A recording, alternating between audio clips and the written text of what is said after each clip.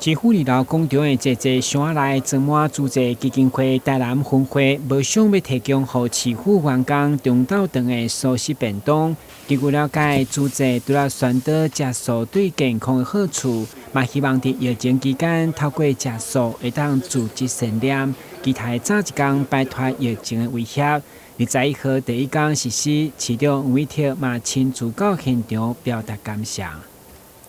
我想台南市政府很多同仁他们都是，很多朋友都有心存善念，还有很多机构的人。我相信，这是一个有爱的社会。那慈济让这个有爱的社会的理念能够具体的体现，这点让我们非常感谢。很感恩市长响应就是说邀请我们4、5同仁一起来参与这一个茹素斋戒悯斋义的这一个活动。那这一次为期是7天，那目前总共的响应人数已经过了半数，大概1400多位同仁已经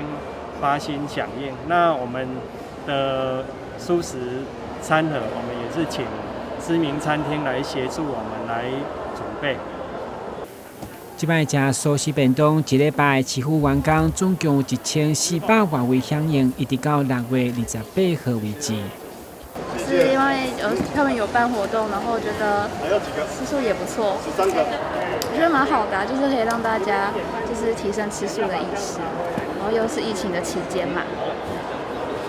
素食不只是环保救地球，特别在防疫期间卖安定人心，所以希望营养健康和卫生的素食便当，和市府员工满满活力来推动防疫业务。但新闻军及何乔邦采访报道。